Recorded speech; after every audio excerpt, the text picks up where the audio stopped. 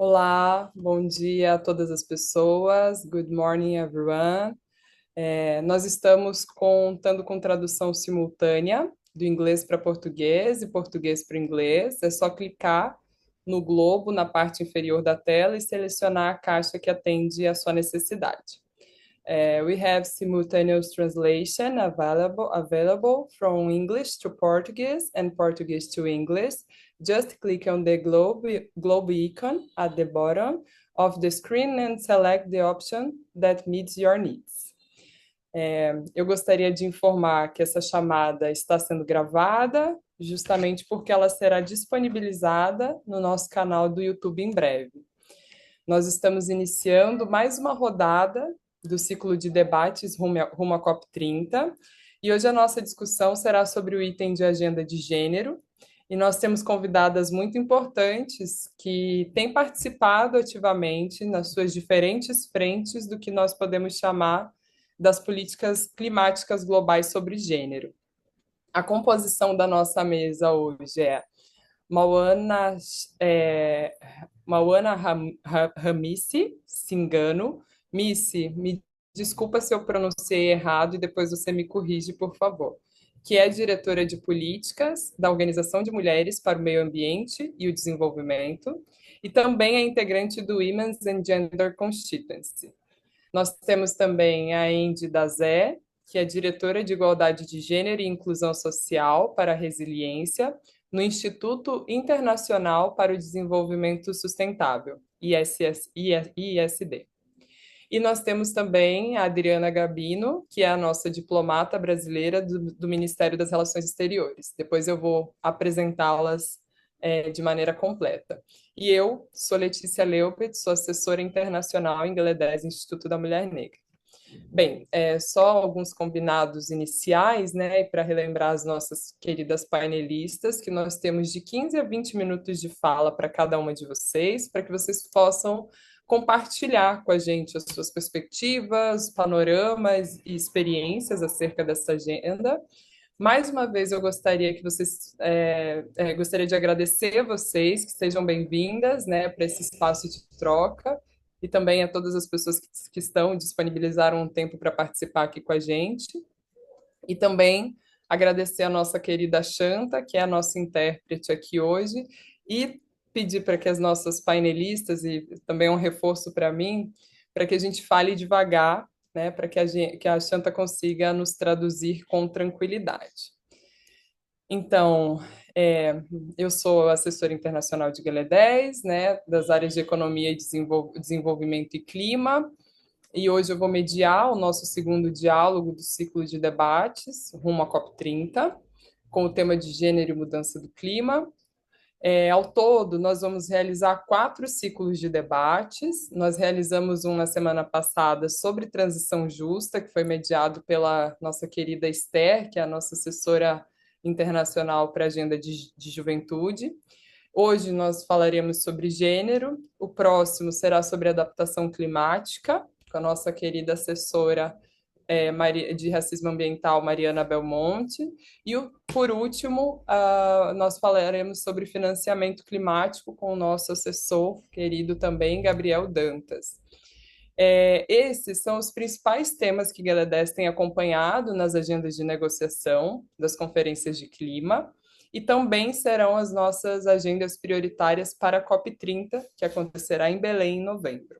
Então, eu convido todos vocês, todos, todas e todes, para acompanhar as nossas redes sociais, mas também para acompanhar toda essa série de debates e encontros e também os desdobramentos desses diálogos que nós faremos por aqui. A nossa intenção, ao fim de todos esses diálogos, é sistematizar todas essas contribuições e trocas produzidas aqui nesse espaço. Então, sem mais delongas, né, uma breve introdução para esquentar a nossa conversa, e não tem como não partir, né, deste ponto de partida do reconhecimento e de que todas nós sabemos que a crise climática global ela continua a avançar com impactos cada vez mais severos e desiguais e marcada por profundas desigualdades estruturais, né? e o quanto essas desigualdades estruturais aprofundam os efeitos da emergência climática, fazendo com que esses impactos recaiam de uma maneira desproporcional sobre comunidades que são historicamente marginalizadas. A exemplo de comunidades afrodescendentes, indígenas, populações periféricas tradicionais. E nesse sentido, para a gente pensar a justiça climática, isso exige de nós encarar não apenas os efeitos da crise, mas, sobretudo, as causas estruturais que a perpetuam. Nós de Guelé 10, que somos uma organização fundada e dirigida por mulheres negras há 37 anos, completamos esse ano, nós atuamos na defesa dos direitos da população afrodescendente no Brasil, especialmente de mulheres e crianças, e nós temos contribuído ativamente para colocar o racismo ambiental no centro do debate climático. E é com esse compromisso que hoje nós damos início a essa conversa e também reafirmando que não há justiça climática sem justiça racial e de gênero. Sobre a COP30, especificamente, que será realizada em Belém do Pará, nós entendemos esta como uma grande oportunidade e uma oportunidade estratégica para avançar a agenda de gênero no enfrentamento à crise climática. E nós também reconhecemos os desafios significativos desse processo, em especial pelo atual contexto de retrocessos de direitos, de recessão democrática, de crise do multilateralismo e entre outros desafios. Então, nesse sentido, um dos principais obstáculos que nós temos é garantir que a agenda de gênero não seja enfraquecida, como nós temos percebido desde as últimas COPs, e nem tratada de forma superficial ou meramente simbólica, mas que seja incorporada de maneira transversal nas políticas climáticas globais e de maneira interseccional. Né? E sobre isso, esse ano, nós teremos a revisão da implementação do Plano de Ação de Gênero, do GAP, né? A gente vai rever esse plano de ação, e esse plano de ação, ele definitivamente precisa refletir as realidades vividas por mulheres e meninas em seus diversos contextos, em especial os contextos de vulnerabilidade.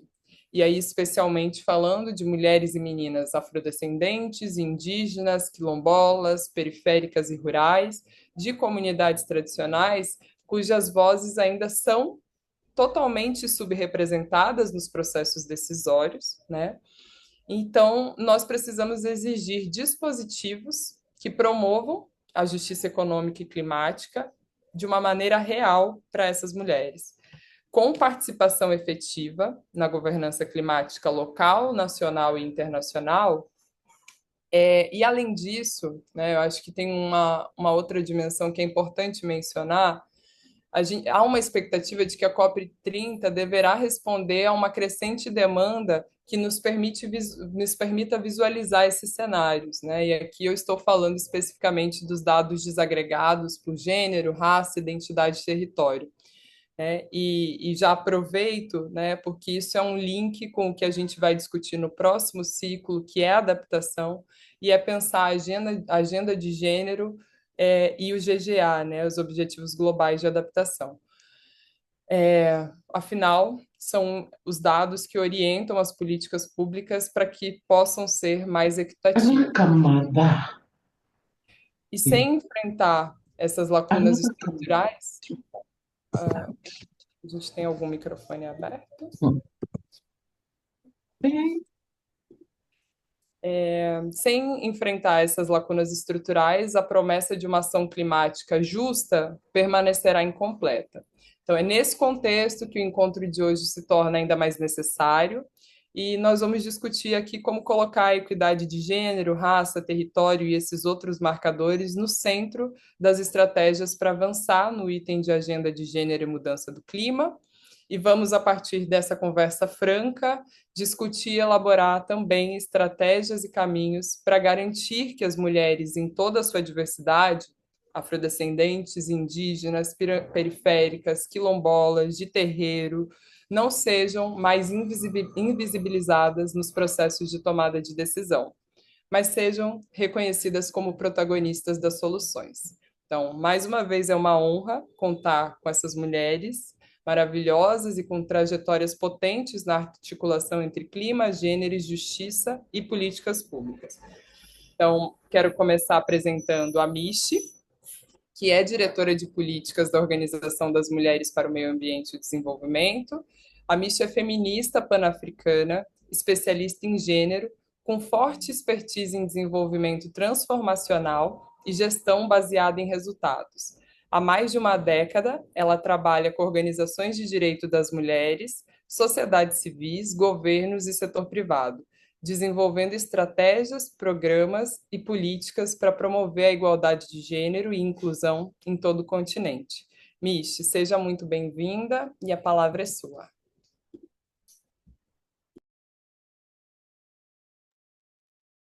Thank you so much for having me. I believe I'm audible. It is really an absolute honor to be here, to be invited in this gathering. So thank you so much for organizing this meeting and also seeing some familiar faces that we've met in the corridors of negotiations and meetings. So I'm really, really excited to be here.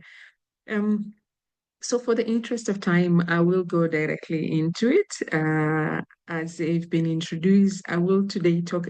Como eu fui apresentada, eu vou falar um pouco hoje, porque vocês já estabeleceram uma base da importância de discutir esse assunto e o plano de ação. Eu só quero dar um passo atrás, falar um pouquinho sobre princípios feministas e por que é importante para nós nos engajarmos nessa conversa. E também falar um pouco sobre os processos deste ano e o que foi feito. Então, então, em relação ao histórico, não, aliás, tem um barulho no fundo. Então, é importante começar com o fato de que a mudança do clima é apenas um resultado dos sistemas há muito tempo existentes de operação. A Letícia mencionou alguns: patriarcalismo, colonialismo, racismo e os outros ismos. Todos esses sistemas têm funcionado colaborativamente juntos, porque foram criados como um conjunto perfeito, porque por isso chamamos de sistemas de opressão e exploração. Esses sistemas coletivamente extraíram da natureza, do nosso planeta, e têm explorado, extraído excessivamente, levando a várias crises do lado ambiental, agora a crise climática, da qual estamos falando hoje, mas também degradação ambiental, perda de biodiversidade, como nós vimos em todas as situações. O sistema também é o resultado de uma desertificação inimaginável no mundo. Então, esse modelo econômico, político e social é o resultado dessa crise que nós estamos vendo. E esses mesmos sistemas também exploraram pessoas de cor, mulheres, exploraram minorias, exploraram diferentes povos, e devido a essas explorações, eles tiraram dessas pessoas a sua agência, o seu poder, o seu sentimento de valor, a sua identidade, em algumas instâncias, e os tornaram. Esse sistema continua a dividir essas comunidades, pessoas com deficiências, mulheres, minorias sexuais, afrodescendentes, continua a prendê-los em uma rede de exploração, de modo que nós, e eu digo nós porque eu também faço parte disso, até o ponto em que a nossa existência nesse mundo está se tornando mera sobrevivência. Nós estamos agrupados agora num estado de crise climática estamos em um grupo em um estado de ser apenas uma vítima da crise, porque tudo mais foi roubado de nós. Isso significa que é muito importante, pelo menos da nossa perspectiva, ver a mudança do clima e outras crises relacionadas como uma camada adicional que adiciona essa exploração, que exacerba o modelo já explorador e o nível de probabilidade que as pessoas já enfrentam. É crucialmente importante notar que, com esse entendimento de que também estamos vendo algo do que é chamado solução construído sobre o mesmo sistema de extração. Por isso, temos que basear essa conversa no nosso entendimento do que causa o quê e por que não devemos usar o mesmo modelo na construção de comunidades, ou excluindo as vozes das comunidades na linha de frente. E é necessário agora ter um entendimento de gênero para a crise do clima. É importante que nós não podemos ter uma ação ah, do clima considerada feminista se não for sobre uma base diferente. As ações que estamos buscando e as soluções que estamos advogando pretendem confrontar esse sistema de capitalismo e colonialismo e o sistema que tentou, que repara e que devolve os direitos que foram roubados, os recursos que foram roubados. É uma ação do clima para nós que é realmente uma que devolve o poder a essas comunidades, o poder que foi roubado delas.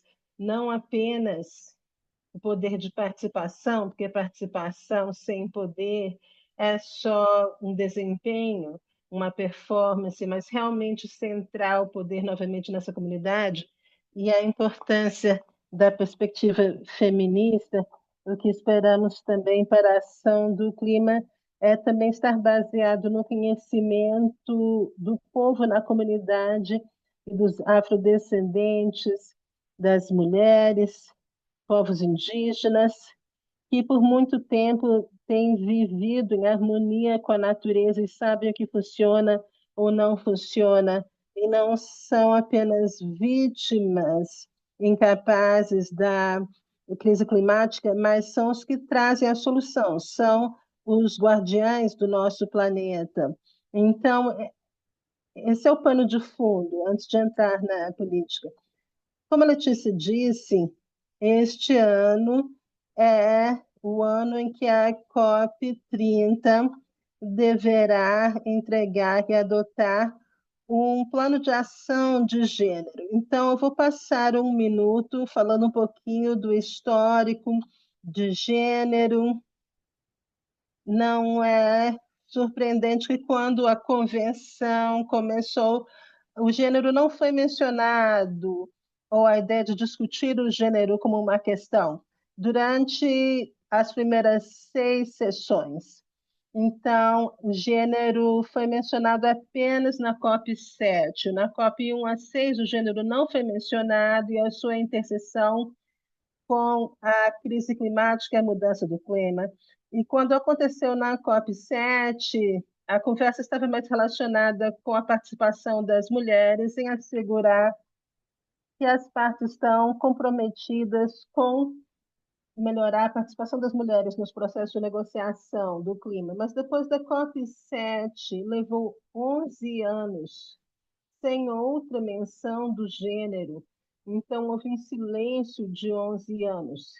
A segunda menção veio na COP18 em 2012. Então, tivemos a COP7 em 2001 e depois a COP18 em 2012. Nessa COP, as partes decidiram promover o equilíbrio de gênero na tomada de decisão e tornar isso um item permanente na agenda. Eu quero aqui reconhecer a liderança da sociedade civil das feministas, porque também os governos queriam arriscar negociações, não estão mandando especialistas em gênero, apenas especialistas em ambiente. Então, feministas ou sociedade civil fizeram um trabalho excepcional para assegurar a integração do gênero como um item permanente. E devido a essa decisão da COP18 de 2012, então se tornou um item permanente. Aqueles que estão na advocacia entendem que adotar um item de agenda como a Adriana, Andy, talvez fale um pouquinho sobre isso, pelo menos do ponto de vista do gênero, nós queríamos que fosse realmente um item permanente da agenda. Depois dessa decisão de 2014, os governos e partes adotaram um programa de trabalho rápido no COP20. Isso foi um grande passo em todos os sentidos, na direção certa, para ter um programa sobre gênero.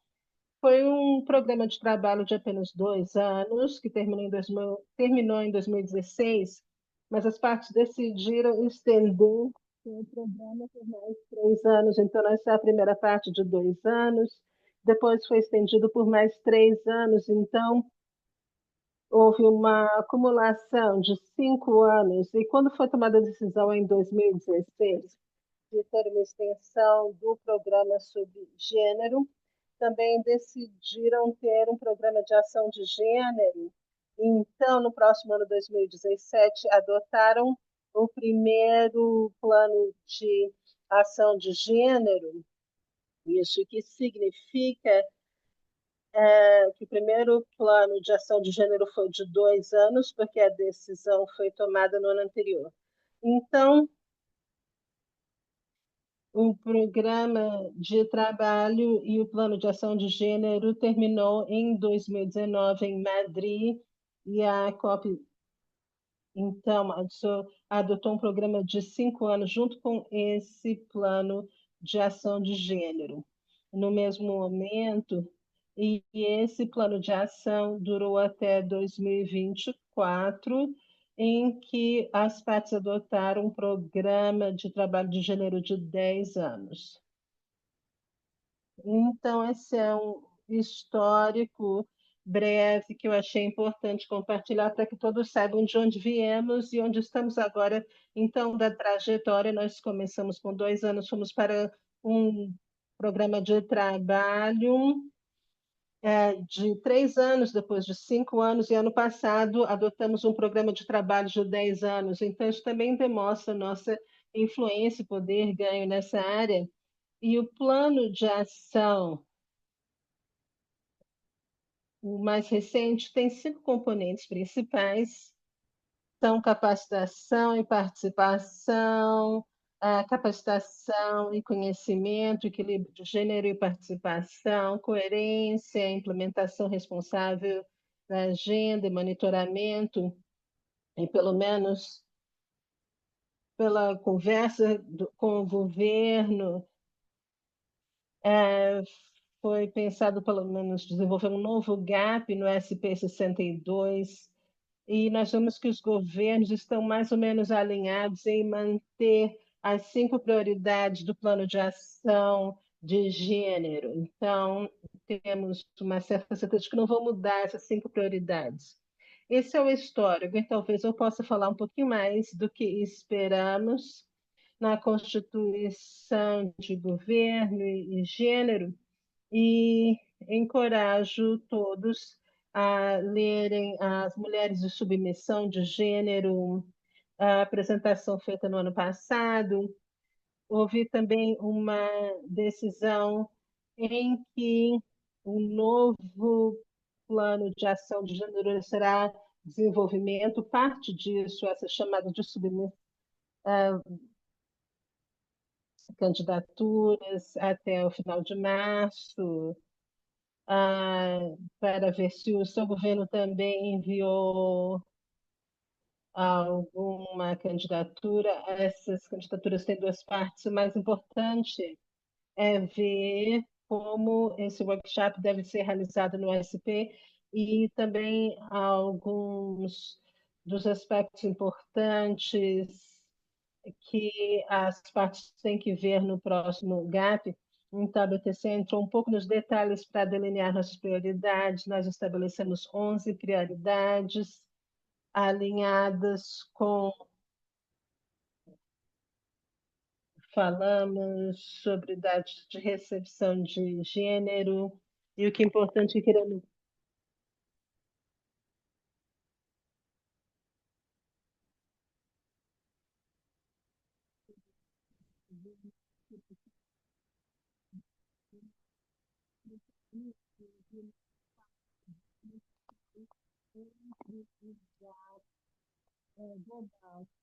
do país. É claro que alguns dos países foram inspirados pelo GAP global para ter o seu próprio GAP nacional, mas isso foram iniciativas específicas de governos, mas não foi projetado, alinhado no GAP. Então, em termos de mulheres e gênero, nós queremos ver esse gap com uma conexão muito forte, criando um fundamento para a ação nacional, empoderando o ponto focal nacional de mudança de clima para prover liderança, para conectar com a sociedade civil e também enfatizar o gênero, mas também falamos como prioridades como o plano de as atividades do plano de ação de gênero serão designadas de uma maneira que vão enfatizar os pontos focais e mecanismos e a criação de um ambiente em que os pontos focais de questões de gênero e organizações de mulheres façam parte da organização da propostas e também respondam em termos de ação de clima. Essas são algumas das prioridades para nós. Será um prazer compartilhar informações adicionais, se aprofundar mais na adaptação de gênero, mas o nosso trabalho como WGC também é transversal em todas as áreas temáticas. Então, a nossa prioridade agora é a resolução de gênero, que é uma grande resolução, mas nós temos equipes trabalhando em todas as diferentes áreas. Alguns estão se preparando para participar da Semana do Clima no Panamá nos próximos dias. Temos a área de finanças, mitigação e ambiente. Então, eu ficarei feliz em responder qualquer pergunta e obrigada por nos convidar. Obrigada, Missy, é sempre muito bom ouvi-la. Faço um agradecimento especial porque eu sei que é muito cedo aí, algo como 5 horas da manhã, e mesmo assim você se disponibilizou, então muito obrigada.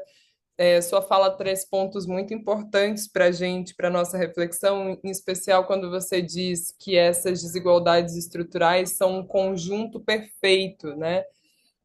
Para a operação e para a manutenção dessas desigualdades e aprofundamento da crise climática. Então, me faz pensar que, paralelo a isso, né, o reconhecimento de todas essas desigualdades que compõem esse conjunto precisam ser visibilizadas, né? É nesse esforço que a gente tem trabalhado muito na visibilização do binômio raça e gênero, né, para que a gente possa garantir que essas dimensões estruturais estejam devidamente apresentadas e sejam reconhecidas para que as políticas possam ser desenvolvidas a partir desses pontos de partida.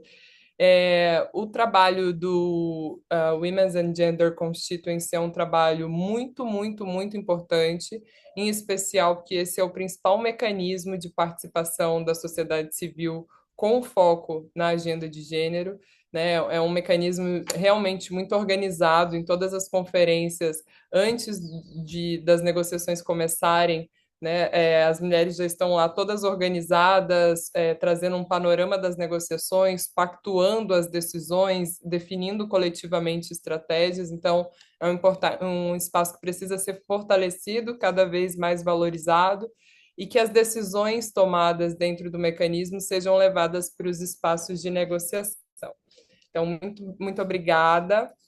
Sem mais delongas, eu quero chamar a Adriana Gabino, que é a nossa diplomata brasileira do Ministério das Relações Exteriores, Itamaraty, e que atualmente na divisão de ação, está atualmente na divisão de ação climática, e a Adriana atua como negociadora para temas de gênero e mudança do clima, agricultura e descarbonização do setor marítimo. Adriana, é um prazer ter você conosco, né? Acho que é importante reforçar que a Adriana tem sido uma grande parceira de diálogo, né? Tem sido uma grande interlocutora nesse processo, e inclusive no que diz respeito a acolher, né, as recomendações que nós de GLE10 temos feito em relação ao avanço da agenda racial, dentro dessa perspectiva de gênero e raça. Adriana, fica à vontade, a palavra é sua.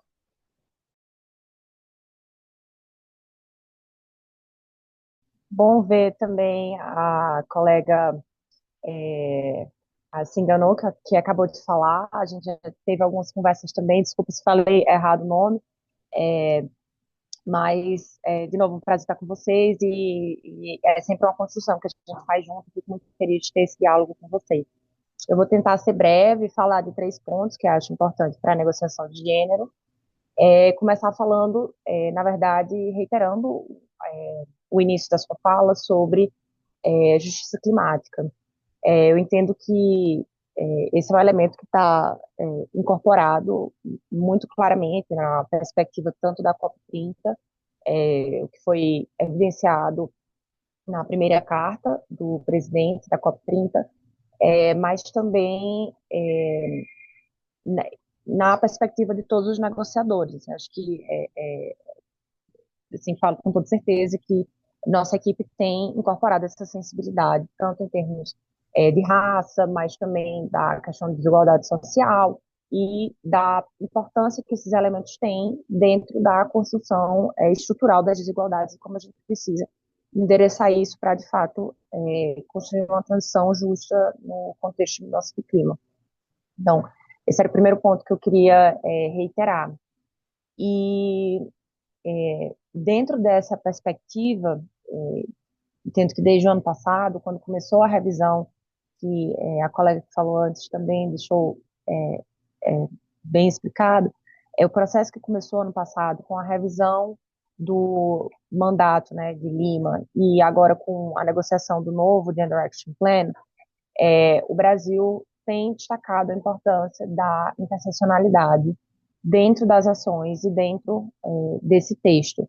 Não foi uma coisa que a gente conseguiu incorporar de forma clara na decisão da COP29, mas é um elemento que a gente está trazendo novamente para as negociações do GAP, cientes das limitações que a gente tem de negociar esse texto agora, né, e do que é que se trata a cada momento, do que é a negociação da COP30, da COP29 e do que é que a gente vai negociar para a COP30. Então, eu convido todos vocês, inclusive, a olhar e ler a nossa submissão, a submissão brasileira que foi apresentada na FUCI, em que a gente destacou a importância enfim, da percepção de direitos humanos dentro do reconhecimento dos grupos vulneráveis dentro da mudança do clima e do elemento de interseccionalidade para esse debate, né? Então a gente tem tomado isso não só como uma prioridade, mas como um ponto de partida para olhar para o texto como ele está. Mas aí eu acho que a gente, uma vez saindo das nossas convicções, das nossas prioridades, a gente se depara com um elemento também que já foi levantado, que é o contexto global que a gente tem atualmente. E as nossas intenções, os nossos esforços, eles encontram limitações, né, de uma série de dimensões.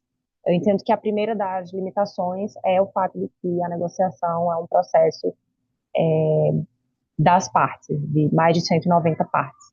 Então, a gente precisa criar um consenso, que é, todos sabem, extremamente difícil, mas que também está atualmente no nosso tema em questão ainda mais limitado em termos de avanço. Então, a gente entende que o momento da COP30 apesar de a gente estar se deparando com esse contexto de limitações, também uma oportunidade que a gente não pode perder.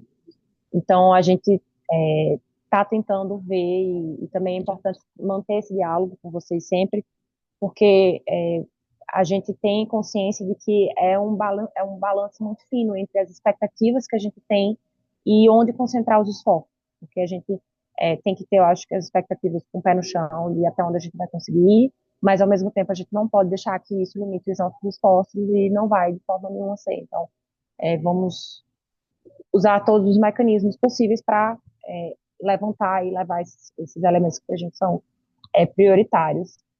Tem também, eu acho que deixar se ludibriar pelo contexto, né? Que é esse momento de participação, esse momento de levantar o que para a gente é fundamental. Então, esse ajuste, entendo que é um ajuste muito fino que a gente tem que ir construindo mutuamente, né? Nesse diálogo. Então, temos essas limitações do contexto global e temos as limitações relativas ao mandato. O fato da gente ter tido o mandato da COP29, eu acho que aí a gente sempre volta a esse ponto, né? Foi uma conquista, porque a gente teve a decisão. E a maior das decepções seria a gente não ter nada e ter que negociar novamente a inclusão do tema de gênero, que acho que seria não só um retrocesso, uma perda de tempo, quanto uma ameaça muito grande às poucas coisas que a gente já conquistou. E, além disso, a gente conseguiu poucos, mas alguns avanços, né? E assim, falar sobre dados desagregados de gênero e a gente tem a inclusão do elemento de idade, a gente já considera que foi algo com o qual nós vamos trabalhar para tentar inserir outros avanços.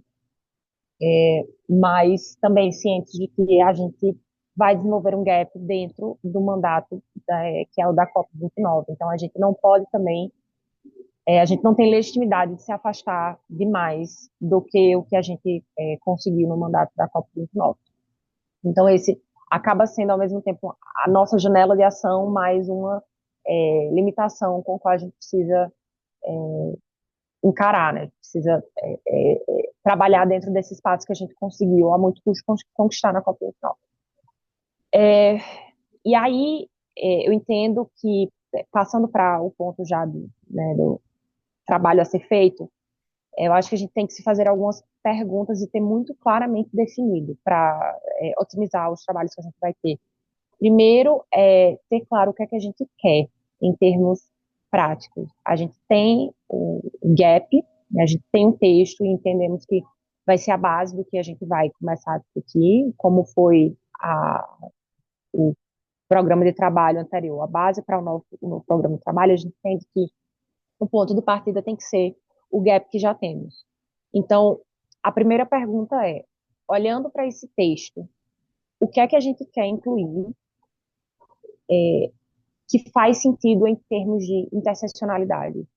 O que é que a gente consegue, com base nesse texto, avançar em termos de justiça climática? Então, eu entendo que esse é um esforço extremamente difícil, porque a gente aqui fala de uma dimensão de implementação, e não de uma dimensão necessariamente de reconhecimento dessas vulnerabilidades. Que eu acho que esse reconhecimento de que gênero não é um grupo monolítico, que a gente fala de uma diversidade de mulheres em toda a sua diversidade, que a gente fala de raça, que a gente fala de etnia, que a gente fala de povos indígenas, enfim, tudo isso eu entendo que o passo inicial seria primeiro reconhecer e depois a gente pensar em como endereçar essas desigualdades. A questão é que a gente não tem claramente esse reconhecimento, a gente tem de forma genérica, e a gente já passa para esse segundo momento, que é o GAP se trata de um documento de implementação. Ele fala de atividade, ele fala de prever atividades de capacitação, de atividades de indicação pelos países, de um ponto focal nacional para gênero, ele fala de atividades feitas pelos pelas partes, pelo secretariado. Então, em termos de implementação, como é que a gente vai inserir o reconhecimento dessas vulnerabilidades, da interseccionalidade, especialmente? Então, eu acho que é um duplo desafio, que a gente tem que ter muito claramente qual é a atividade que a gente quer e que a gente pode inserir. Então, é, eu acho que essa pergunta ela é fundamental para a gente chegar em Bonn com esforços muito concentrados. Porque senão a gente vai tentar colocar em todos os 5 pontos sem necessariamente chegar a algum avanço, né? Então, se a gente vai usar essa estratégia, a gente tem que ter claramente assim, qual que é o nosso, enfim, o objetivo primordial. Então, da nossa parte, foi uma coisa que a gente também tentou trabalhar na submissão do Brasil, que eu já mencionei, é o fato de que a gente tem esses dados desagregados por gênero e por idade. E a gente entende que é um elemento em que a gente pode usar para avançar, né? Já que dados desagregados por gênero fala de desagregar essas mulheres em toda a sua diversidade. E para a gente, para o Brasil, faz sentido falar de desagregar em termos de raça, em termos de idade que já está, mas em termos de, é, enfim, sexualidade, de todos os elementos que compõem as identidades e as vulnerabilidades.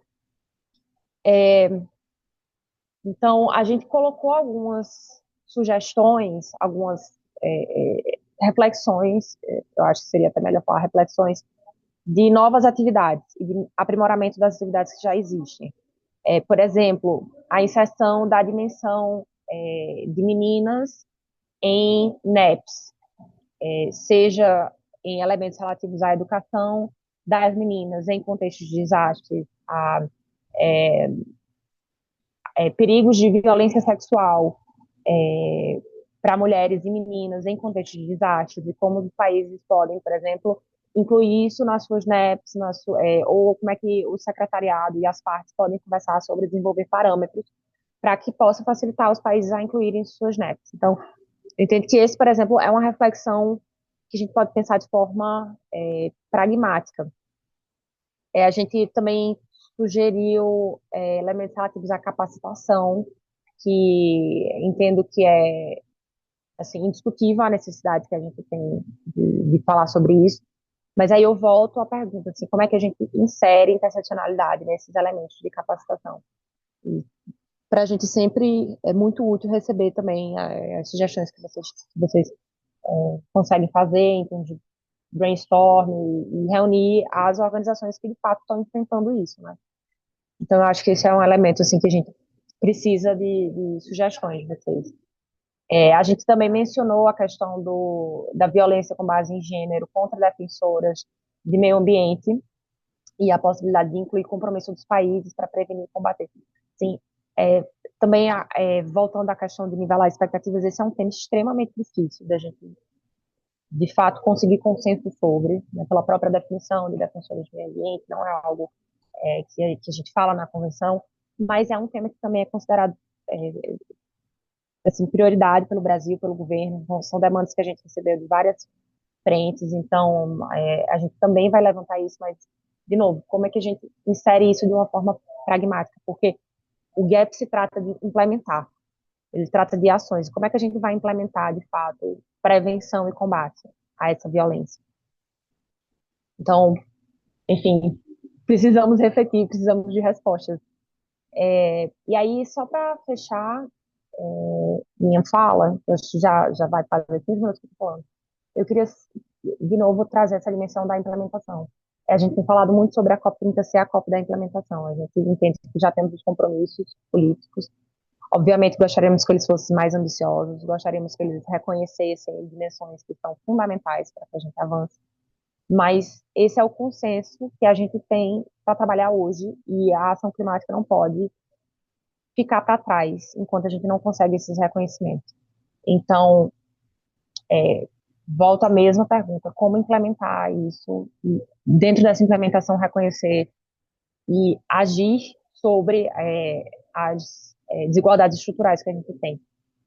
Então, quando a gente fala também sobre meios de implementação no GAP, a gente tem que dar o passo atrás e pensar, precisamos de tal e tal atividade. E quais são os meios de implementação que a gente precisa? Porque é muito difícil incluir meios de implementação no GAP sem ter claro o que é que a gente quer com aqueles meios de implementação.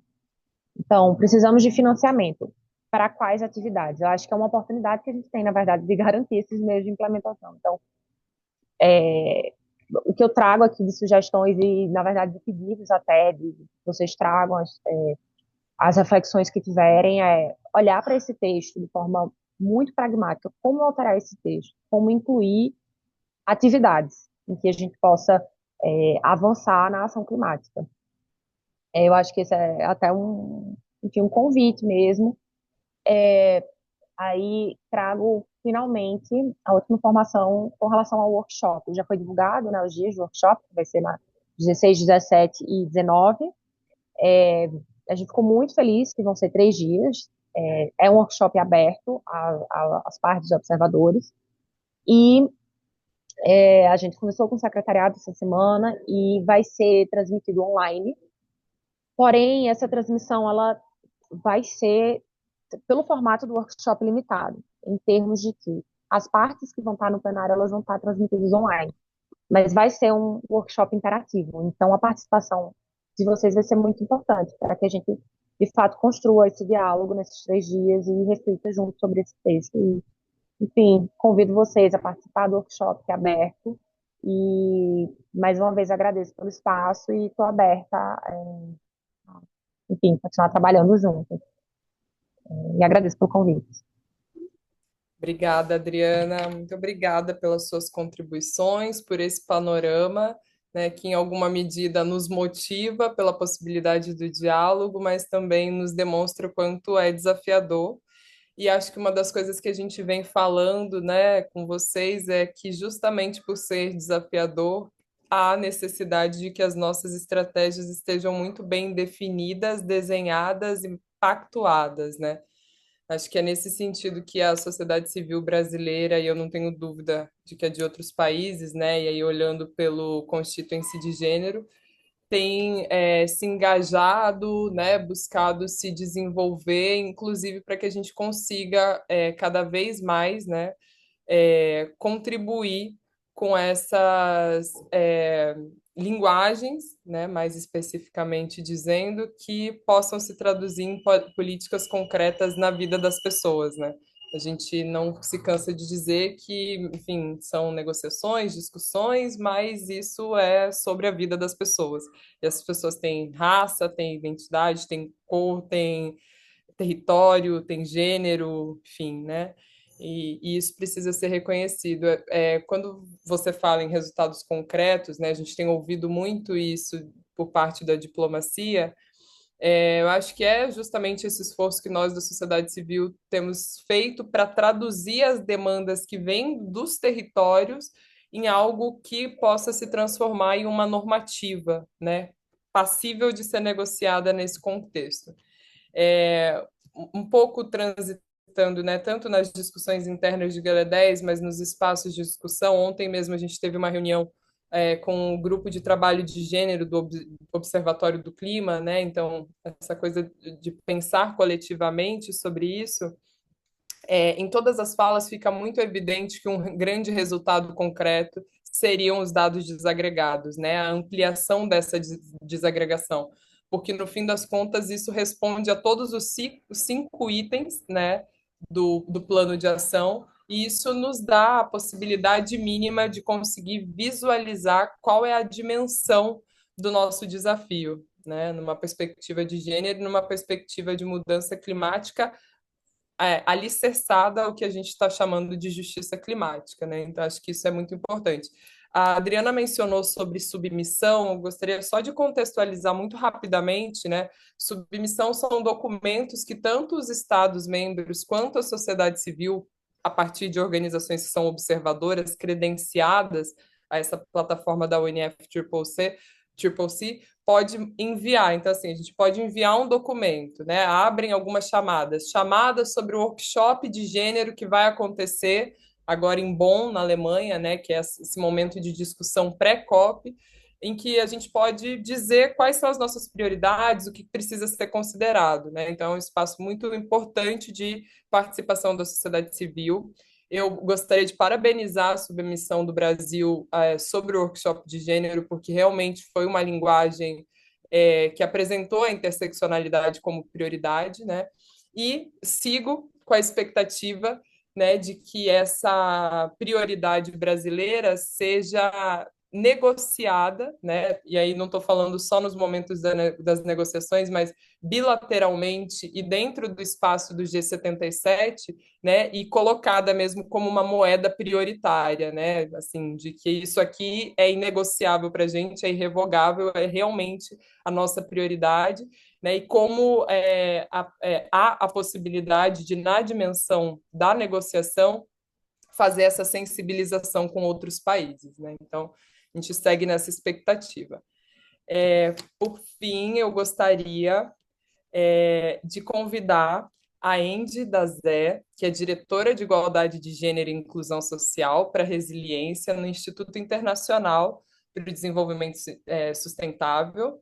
A Andy trabalha com políticas e práticas relacionadas à adaptação e às mudanças climáticas, resiliência, a igualdade de gênero e inclusão social. E a sua experiência vai desde avaliações comunitárias até o suporte técnico a governos nacionais. Ela também representa o ISD na Constituinte de Mulheres e Gêneros sob a UNFCCC. Seja muito bem-vinda, Andy, a palavra é sua. Thank you so much. Muito obrigada. Realmente uma honra estar aqui. Espero poder prover algumas perspectivas úteis, reconhecendo que venho de uma organização de pesquisa de políticas e do Norte Global. Eu quero dizer que, ao fazer essas observações, estou usando o meu engajamento de longo prazo, os processos da Triple C e também da minha longa experiência colaborando com organizações feministas e de direitos humanos no mundo inteiro, incluindo constituições de mulheres e de gênero. Os colegas falaram muito, eu estou muito grata, vou tentar ser muito breve, porque estou muito alinhado com o que a Misha e a Adriana já compartilharam. Eu sei que tem pouco tempo, eu quero deixar tempo para a discussão. Eu quero compartilhar primeiro. Eu acho que a Michi fizeram um ótimo trabalho compartilhando porque o plano de ação de gênero é tão importante que está em jogo ao trabalhar em direção ao COP30.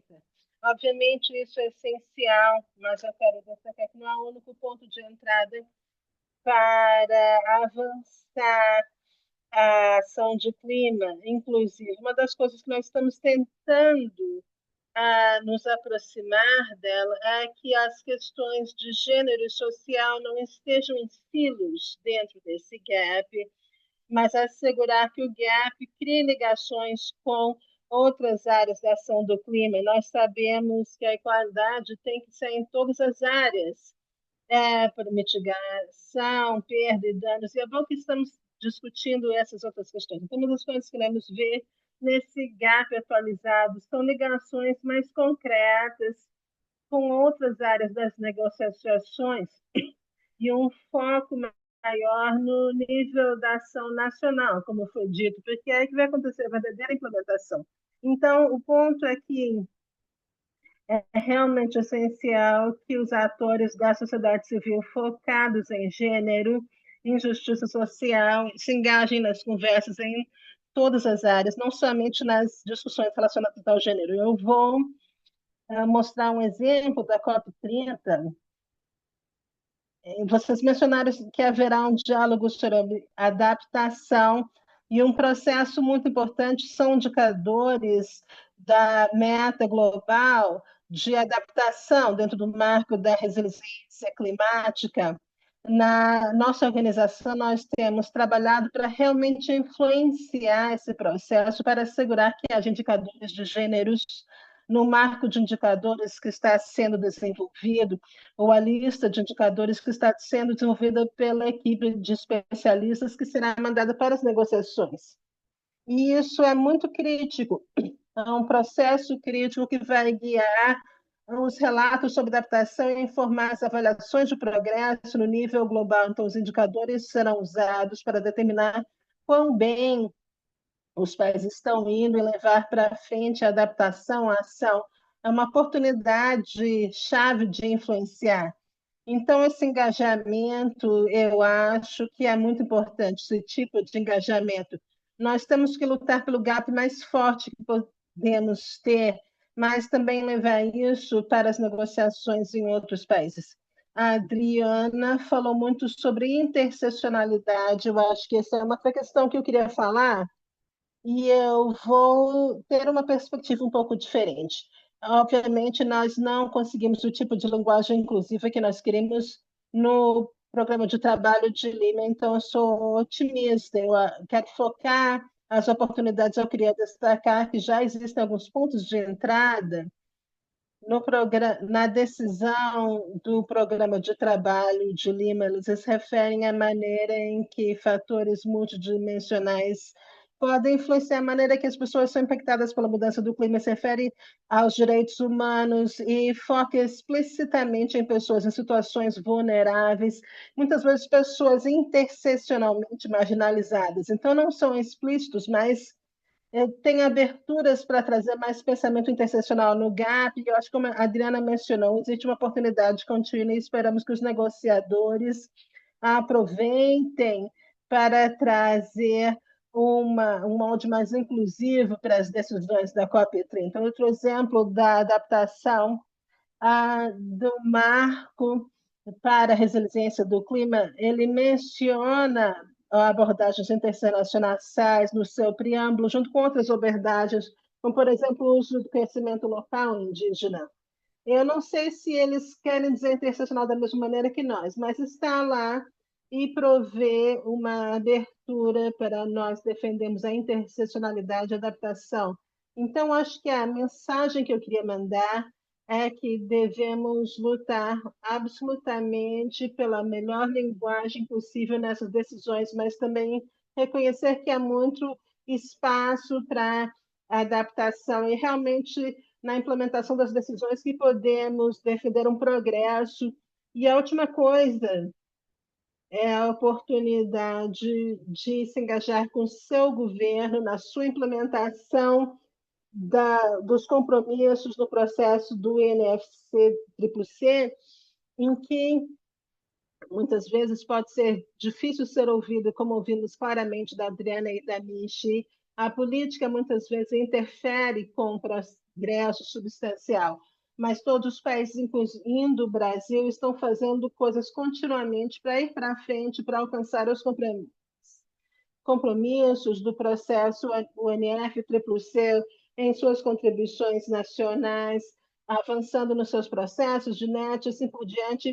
E esses processos têm intenção de ser participativos e transparentes e precisam respeitar os direitos humanos, avançar a ação que responde ao gênero, levar em consideração os grupos, comunidades vulneráveis. Então, encorajo vocês a procurar a oportunidade de se engajar com esses processos, especificamente o Plano Nacional de Adaptação, porque não tem atores suficientes focando em gênero, direitos humanos nesses processos no mundo. Eu acho que ter o COP30 no Brasil é uma oportunidade importante que vocês devem usar para iluminar as questões de equidade ligadas à ação do clima, mas o muito importante é o que acontece após a COP30, em termos de como o seu governo implementa os compromissos que fez nas últimas décadas para implementar o Acordo de Paris. É a grande oportunidade de lutar pela justiça, equidade, fazer diferença para o povo do Brasil, especialmente populações afrodescendentes, grupos historicamente marginalizados, outros grupos historicamente excluídos da tomada de decisões. Isso é tudo. Muito obrigada pela oportunidade por estar aqui. Estou ansiosa pelo debate. Andy, eu agradeço imensamente suas contribuições valiosas e mais do que isso, agradeço também a sua atuação nessa agenda, né, nessa dimensão da comunicação e o quanto você tem produzido artigos e produzido narrativas de fortalecimento da agenda de gênero, mas de uma maneira mais ampla de direitos humanos, né? Acho que isso é algo muito importante também no que diz respeito a influenciar, né, as perspectivas e ampliar o debate sobre essas questões, de modo que elas possam também influenciar os processos de negociação. Isso tem sido realmente muito relevante. É, Infelizmente, a Adriana não está mais com a gente, ela precisou sair para uma agenda, mas todas as questões que forem colocadas aqui para elas, a gente pode, e direcionado especificamente para a Adriana, a gente pode encaminhar para ela depois. Mas, inicialmente, eu gostaria, né, de fazer uma pergunta para a Mishi e para a Andy, para que a gente possa falar um pouco mais sobre o workshop, né? O workshop de gênero que vai acontecer em Bonn. Me parece que esse espaço é um espaço decisivo, né, para a gente avançar e, mais do que isso, definir quais serão as prioridades para o plano de ação, e aí, como a gente costuma dizer aqui no Brasil, para bater o martelo na COP30, né?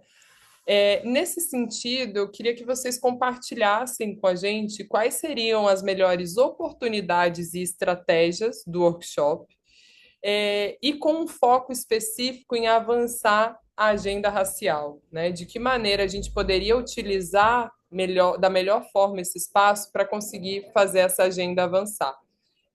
Eu pergunto isso porque eu tive a oportunidade de participar do workshop de gênero no ano passado, e foi quase uníssono a demanda das mulheres que estavam nesse workshop em relação a questões de interseccionalidade, em especial no que diz respeito aos processos de racialização, né? Então, ali, uma participação muito ativa de mulheres afrodescendentes e mulheres indígenas, mulheres africanas também, né? Então, como fazer essa agenda avançar e também puxando para essa discussão o reconhecimento no próprio relatório dos cofacilitadores sobre o GAP, de que uma das grandes lacunas do GAP é justamente a ausência de uma implementação que considere aspectos de interseccionalidade. Então, como refletir todas essas coisas, fazer essa agenda avançar dentro do workshop, assim, em termos de estratégias. Gostaria de ouvir vocês. Acho que a gente pode começar pela Michi e depois passa para a Andy para seguir na mesma ordem.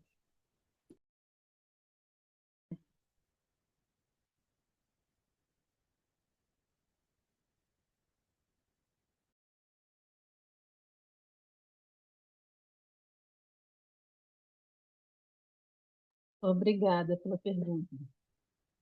Em termos do workshop, falando de workshop e estratégia, os detalhes do workshop não foram divulgados, pelo menos que eu saiba. Nós entregamos a nossa submissão, todas as partes, incluindo nós.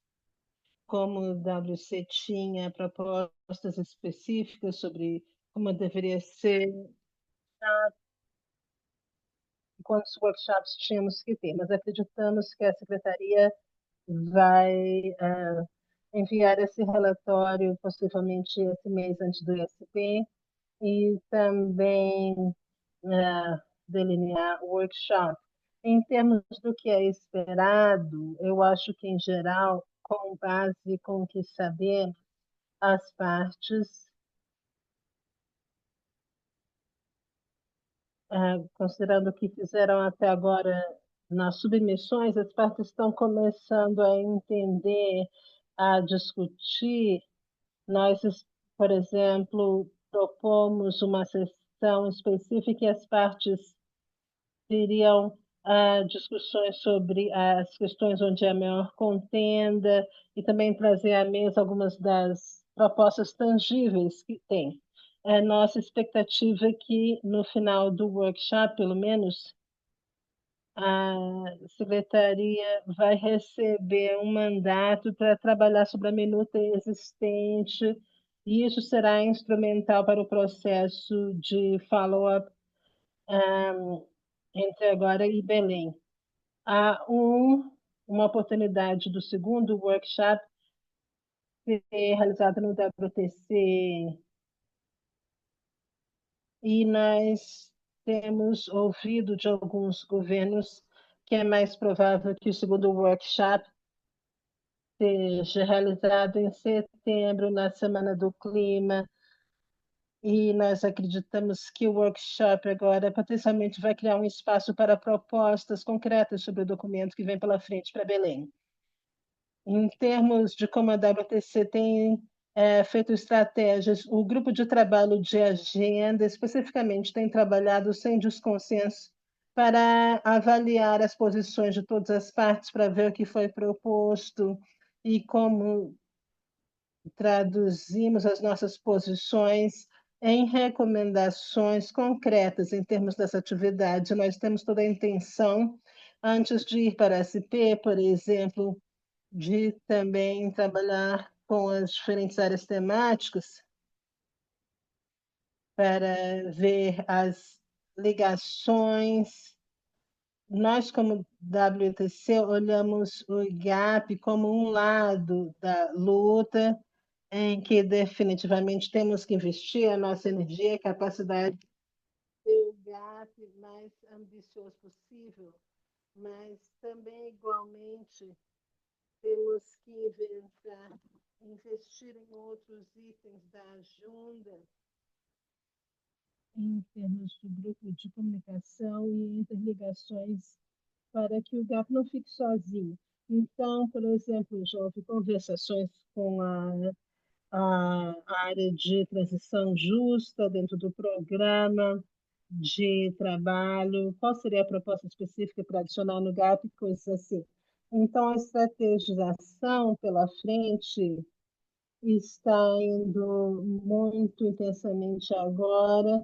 Nós esperamos ter um documento público para compartilhar em termos da prioridade da agenda até o fim do mês e, então, ter uma posição de trabalho também até o fim do mês.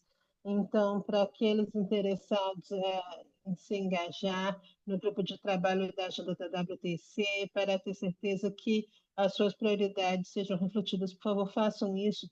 Mas também, se também estiverem trabalhando qualquer outra coisa que não seja necessariamente ligada ao GAP, mas pode ser energia, mitigação, também podem encontrar um local dentro do grupo de trabalho de DPTC onde possam engajar nisso.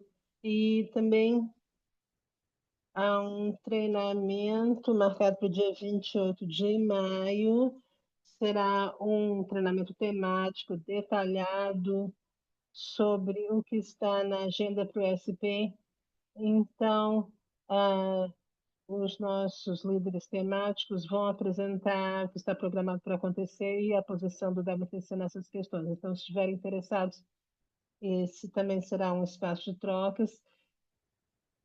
Então, eu passo agora para a Angie.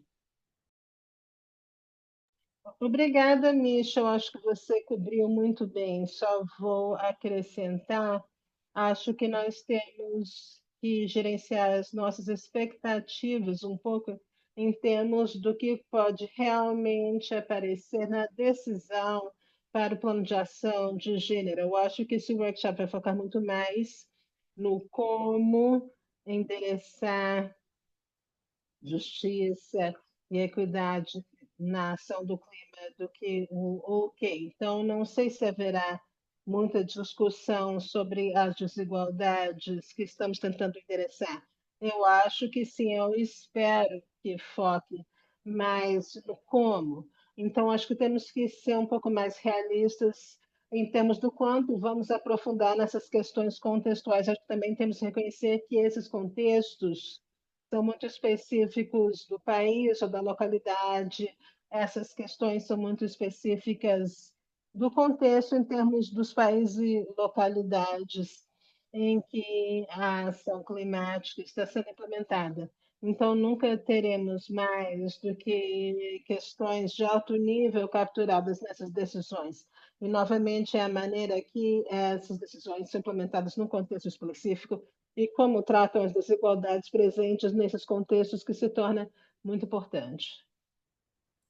Muito obrigada, Michi, muito obrigada, Andy. Acho que realmente é um exercício, né, da gente mensurar quais são as nossas possibilidades reais, né, e, porém, sem perder de vista quais são as necessidades que, sim, partem das nossas comunidades, mas numa configuração geral se estruturam como necessidades globais, né, necessidades globais pautadas a partir de desigualdades estruturais. Então, é realmente um alinhamento necessário e desafiador, né, que a gente aprende no caminho. Alguém nos perguntou aqui sobre a data do workshop. Como a Misha acho que tinha informado anteriormente, o workshop acontece no dia 16, 17 e 19 de junho, né, presencialmente em Bonn, mas também com a possibilidade de participação online. A Adriana informou sobre isso. Uma outra pergunta é se esse material vai ser disponibilizado, e sim, está sendo gravado e será disponibilizado no YouTube. E nós também temos a intenção de sistematizar as contribuições compartilhadas aqui em um documento que também será disponibilizado nas nossas redes sociais e no portal Guelé 10. Nós temos um último questionamento. Eu não sei se a Miss, você levantou a mão, gostaria de fazer algum acréscimo? Ou podemos ir para a próxima pergunta, próxima e última, para encerrar a nossa discussão.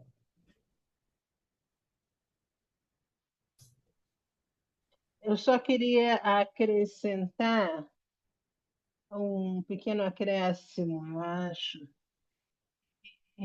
enfatizando o que é esperado no GAP esse ano, em geral. Acho que a diferença entre o GAP em termos da decisão de gênero e o programa de trabalho. Nós trabalhamos muito no programa de trabalho em termos da linguagem, mas agora luta na proposta em relação às atividades que tem que estar no GAP, porque o GAP é uma coleção de atividades. Então, são só as palavras que têm que estar incluídas, mas as atividades que têm que estar no plano de ação de gênero. Então, para quem se engaja, se você acha que isso é algo do mundo real, é um compromisso que tem a ver com se estamos capacitando, se queremos melhorar o entendimento da interseccionalidade, e ver como traduzir isso para uma proposta prática sobre atividades que será implementada. E nessas atividades nós temos que pensar sobre quem vai liderar, como vai ser entregue. Então, o formato de GAP, que é um formato liderado pelas atividades, então é muito encorajador, porque nós enfrentamos esse desafio para que as pessoas acreditem que isso é uma decisão que vai levar muito tempo, mas na verdade vai ser uma mesa de decisões. E nós entendemos, por exemplo, que blogs, por exemplo, têm começado a trabalhar em diferentes do GAP, então no ESP, nas decisões, nas discussões, nós acreditamos que alguns governos podem começar a enviar suas propostas para as secretarias começar a olhar. Nós não temos certeza se isso vai acontecer, mas é o nosso desejo que todos os governos coloquem suas cartas na mesa no USB, e aí teremos tempo para eles começarem a construir pontes e não esperarem estar em Belém para começar a colocar as propostas na mesa e não terem tempo para chegar a algo consolidado. Perfeito, Mício, muito obrigada por esse acréscimo. Acho que ele é realmente muito importante, né, e nos leva para a reflexão sobre a vontade política, que tem sido também um grande desafio de fazer as nossas agendas avançarem. Bem, nos nossos últimos 5 minutos, né, eu vou tentar terminar com uma pergunta que nos leva para um pouco mais de otimismo, eu espero, né, do que as anteriores, mas é um pouco o compartilhamento de boas práticas, né? O que vocês têm visualizado na trajetória de vocês de boas práticas que vocês gostariam de compartilhar no que diz respeito ao avanço da agenda de gênero dentro da discussão climática, em especial articulando as dimensões institucionais, até eu diria, sejam as NDCs, sejam os direcionamentos de financiamento, enfim, né, o que vocês poderiam destacar como positivo e boas práticas dentro desse universo todo que é o NFCCC, no que diz respeito ao avanço da agenda de gênero? Eu sei que a Michi trouxe algumas coisas no histórico, né, de como nós chegamos até aqui, mas gostaria de ouvir de vocês esse destaque, para que a gente pudesse encerrar.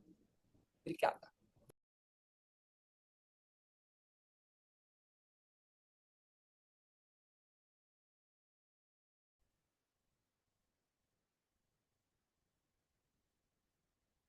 Eu posso ir primeiro, talvez, só para compartilhar. Eu sou otimista e gosto de focar no que está acontecendo.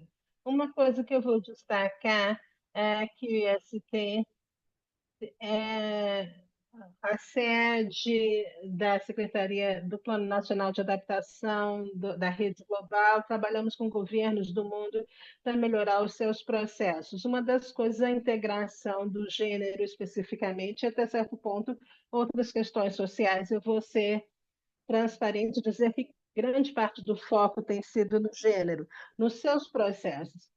E nós vimos um progresso considerável, nós vemos mais referências ao gênero e uma análise mais profunda de questões de gênero nesses documentos, mas também, importantemente, como vocês disseram, em estruturas institucionais. Nós temos uma colaboração melhor entre ministérios de gênero e de clima, no movimento na ação do clima, que nós vemos uma aplicação melhor da análise do clima na tomada de decisões, nós vemos mais engajamento de grupos de direitos das mulheres e outros defensores dos direitos nesses processos. Então, para mim, isso é uma história de boas notícias. Obviamente, há muito progresso a ser feito, mas eu vejo muito espaço para a adaptação, na fase de adaptação e no progresso que fizemos ao centrar o gênero como uma questão que deve ser tratada na ação de adaptação. Obrigada, Andy. Passo agora a palavra para a Michi.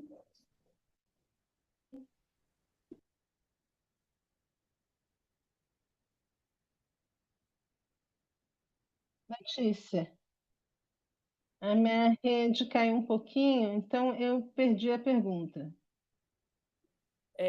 A tentativa, Michi, é terminar o nosso encontro com um pouco de otimismo. Então, a pergunta foi sobre quais boas práticas você conhece, tanto, né, na dimensão mais institucionalizada, digamos assim, seja de financiamento, seja nas NDCs, sejam nos próprios NEPs, que você poderia compartilhar com a gente em termos de avanço da agenda de gênero.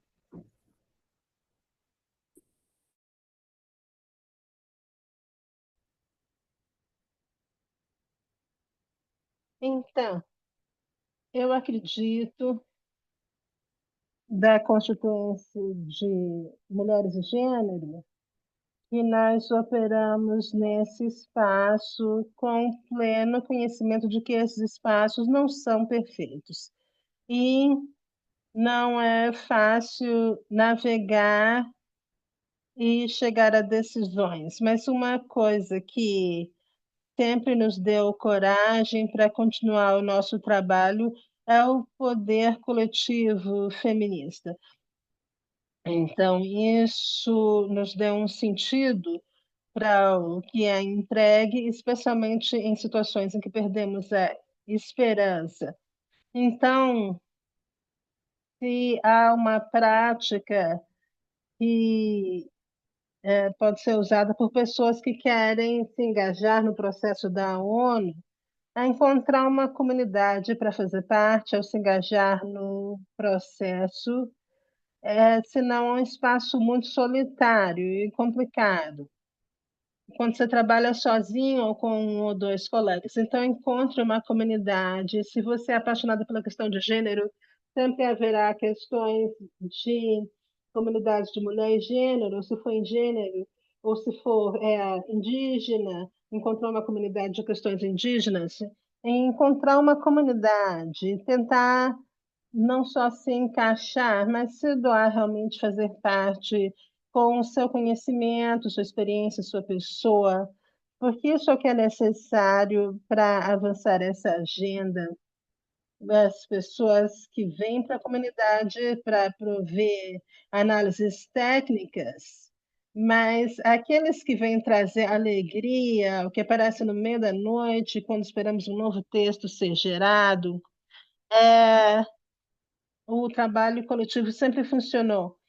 Mas também para ser otimista e para ecoar o que foi dito, porque eu sou apaixonada, e também para convidar vocês a abraçarem pelo tempo mais longo possível nosso papel como defensores do gênero e feministas sempre foi visto como um papel representativo de estar lá, de contar histórias, de falar, mas cada vez mais nós vimos um investimento nas capacidades e no conhecimento e nós criamos um grupo de especialistas feministas em várias áreas temáticas. Eu acho que a beleza disso é que esses especialistas também foram disponibilizados para os coletivos e para vocês. Então, sempre haverá alguém que está trazendo essa perspectiva feminista na área de clima, de financiamento do clima.